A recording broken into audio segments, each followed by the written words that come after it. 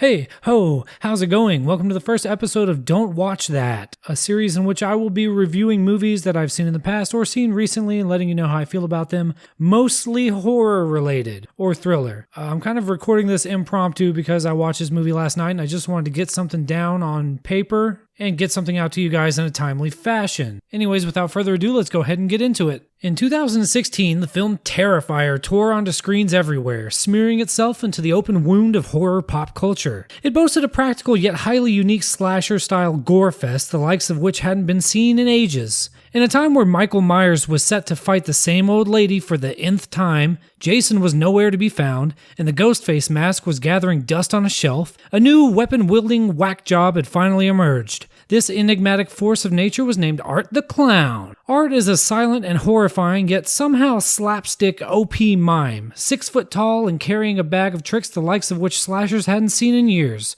Oh, and he just might be invincible? We're not really sure. The first film boasted a wide range of practical effects, realistic and gruesome at times, but somehow just cornball enough to make the film kind of a fun romp where you're begging to see how the clown will kill the next unwitting victim. And the next. And the next. Art himself is, well, terrifying. The makeup on actor David Howard Thornton is perfectly designed to create an evil but very expressive visage sure to fill the pants of anyone unfortunate enough to encounter him with fresh shit. But it's not all spooky scowls with this guy. He's got range. Something which a latex mask couldn't possibly convey. Art can be butt-puckeringly scary, but also gets a lot of joy from his work, as can be seen clear as day when he lobs off a limb, silently cackles to himself, and gestures to the victim as if to say, "Hey, are you seeing this? Your arm's gone, LOL." He's got a bit of a twisted sense of humor to be sure, but you kind of fall in love with how unapologetically goofy he is sometimes. Terrifier rides a fine line which many films can't seem to pull off. At times a chaotic comedy sure to have you rolling,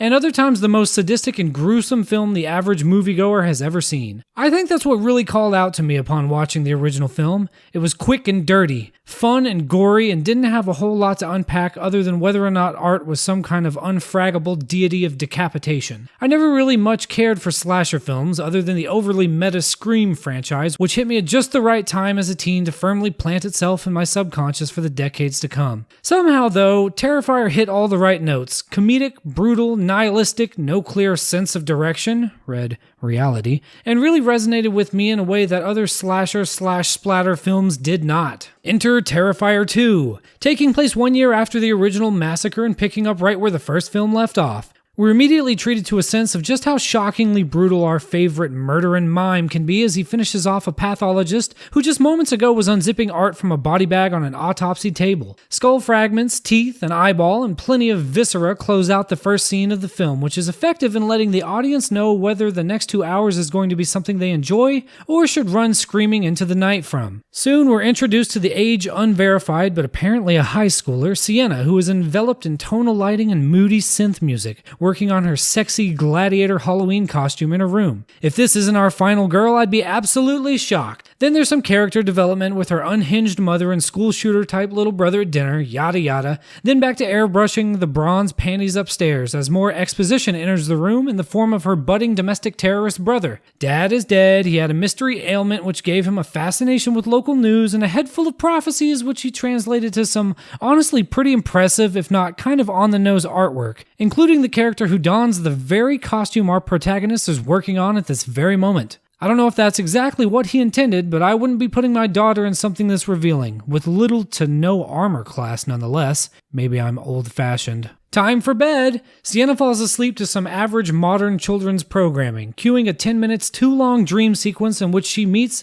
and is terrorized by none other than our lovable loon Art on the set of the show. Art does some clown shit for the lulz, then proceeds to wipe out all of the children with a Tommy gun. Don't worry though, they're actually all millennials in propeller beanies with freckles painted on. After making the kiddo say hello to his little friend, he grabs a handheld flamethrower and lays waste to all remaining cast members, soon turning his sights on Sienna, who escapes barely, but not without consequences. The fire from the dream somehow lights the candles under her cosplay angel wings for her sultry Spartacus costume, setting the entire area ablaze, waking Sienna, the brother, and the manic-depressive mother, whose home is definitely proven to be up to code when she pulls a fire extinguisher from the hall closet next door and snuffs out the blaze, just in time to save the whole house from going up. In a little bit of spicy metaphor, the angel wings are burnt beyond use, but luckily the short sword Sienna's father made her just prior to his death survives unharmed, despite being within pissing distance of the inferno and covered in ashes. The next day at school, we're introduced to Sienna's boring, rational friend and Sienna's wild, firecracker friend who recap the events of the first film for us,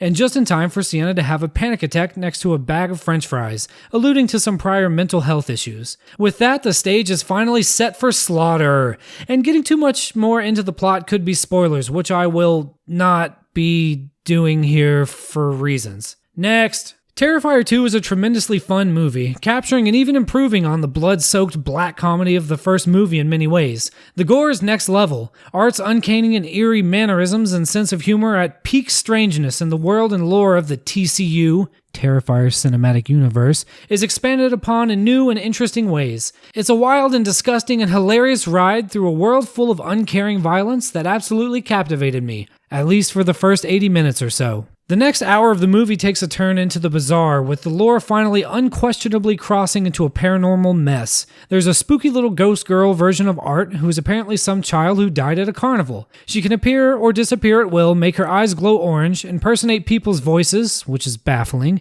and manipulate objects in the physical plane. I was just as confused about this character as the last sentence surely sounded, but boy was she cute, and boy was she totally irrelevant to the plot, barely even making an appearance for the middle third at all, then swooping in at the last second for a couple of mild jump scares. It seemed like she was there only to help tick off some boxes on the horror movie trope list. Scary child, check. Jump scares, check. Red herring to lure protagonist into final arena, check. Last minute appearance to set up a third film, check. Then there's the question of what exactly was going on with Sienna and Klebold's father, which I can't 100% get into without some spoilers, but what I can say is the film probably feels like questions are resolved when they are for sure not. There's a lot of talk about the father having some kind of prophetic visions. He designs his daughter's skanky half armor. He sketched all of these pictures from the events of the first film, but we're not really sure if he has any relation to them. It's all a little bit foggy in the end, but ultimately kind of inconsequential. What a dud old daddy was. But at least he had time to craft a magical sword before going off to that great art collective in the sky. Rounding out our confusing paranormal/supernatural plot devices is the set of the children's show, which Sienna entered in a dream state from the beginning of the movie. I can't believe that what I just said actually comes from a Terrifier film. This place seems to kind of function as Sienna's unconscious mind, where everything is a metaphor for something going on in her head.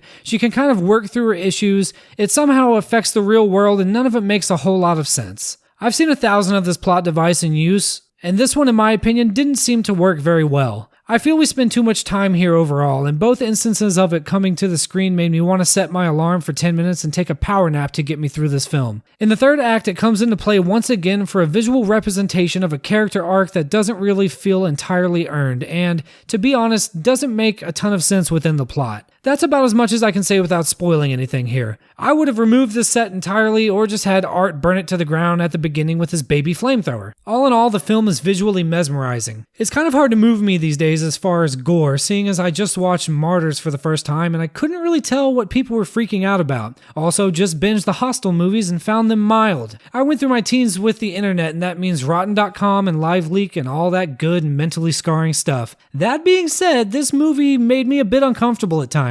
The best way to put it, I think, is that it does old tricks in new ways. No CGI and a revolutionary effects team makes for extremely effective violence on the screen. I loved it. Also, the lighting is better, a much higher quality camera was used, and the sets were leaps and bounds beyond the first film. The world feels much bigger and more lucid than the filth fest that was the dark alleys and warehouses in Terrifier 1. 2 thumbs up visually, I had nothing to complain about there. The sound design was really good as well. Every drop of blood, every rattling chain, every footstep all hit hard without being drowned out by the, and I can't stress this enough, droning and pulsing synth soundtrack. The songs were good, don't get me wrong, but at times they felt a bit out of place and they almost always went on for a minute longer than they needed to. Characters were believable, aside from how one-dimensional the mom came across, and the acting for the most part was really good. In this department, Art and the spooky toddler, played by Amelie McLean, were the most interesting to watch. Of course they were. The facial expressions with the makeup really made you soak up everything that they do, and a lot of that has to come across through the face because, again, they are mimes.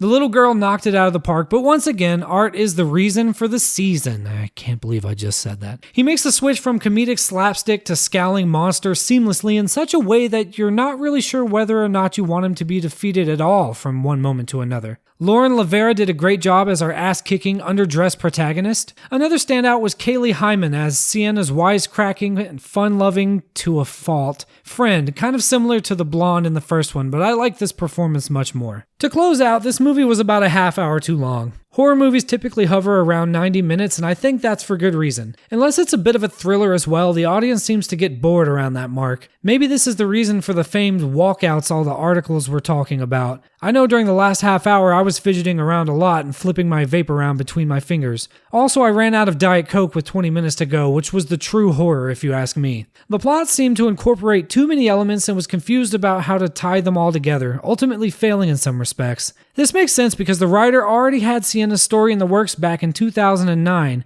and it seemed like he just needed to shoehorn Art the Clown in there in order to get it made. That becomes painfully apparent when you look at the runtime, the numerous confusing plot elements, and finally realize that you're actually watching two movies, which at some point were entirely unrelated. Now, would I say don't watch that? I would say this. Watch the first Terrifier film, and if you're as fascinated by Art the Clown's bizarre and comedic mannerisms as I am, then go ahead and buzz on down to the theater and catch this film before it heads to streaming in a couple months. If you miss the theatrical release though, I wouldn't fret. Stream it for sure. I believe in supporting this writer-director because he's demonstrated that he has immense potential in making fascinating movies, and if he continues to get the green light, hopefully he won't have to have two different films fuck each other and birth a confused mess like this again. The first 2/3 of the movie was tremendous, and it's worth watching for that alone. Just make sure you get a refill on your drink right around the time they get to the carnival. Till next time, this has been Don't Watch That. Thanks for listening.